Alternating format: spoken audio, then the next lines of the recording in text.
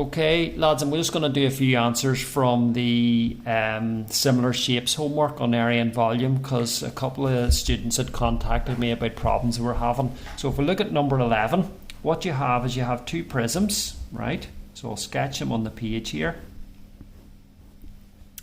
And then you have a similar prism here.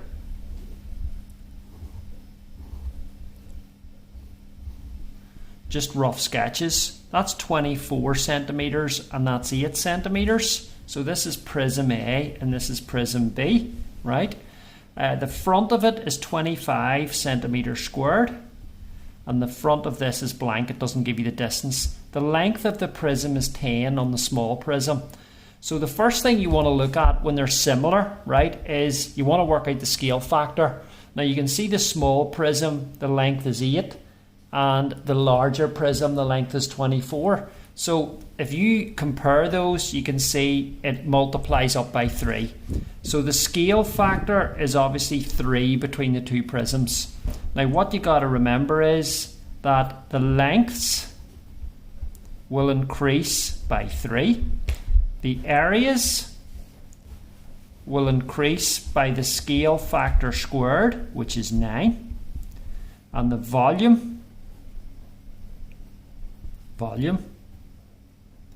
will increase by 27, which is the scale factor cubed. So if you look at our diagram, our original diagram, we had 8 and 24, so that goes up by 3. 10, that means this is 30. Okay, if you look at 25 on the front, well, the area of the front is going to increase by 9. So if I multiply 25 by 9, I get 225 centimeters squared. That's going to be the front of that.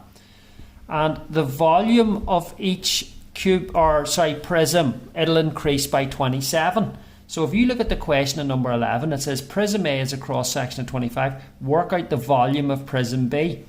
Well, you want to work out the volume of prism A first. So the volume of A, right, is equal to the volume of a prism, by the way, is the area of the front or the cross section multiplied by the length of it. So it's going to be 25 multiplied by 10, which is 250. So that is going to be the volume of the small prism. Now in order to get the volume of the big prism, we're going to have to multiply that answer by 27, okay, because it goes up by the scale factor cubed. So I'm going to type out my calculator. It's going to be 250 multiplied by 27, and the answer is 6750 centimeters cubed. Okay, so that's how you do number 11.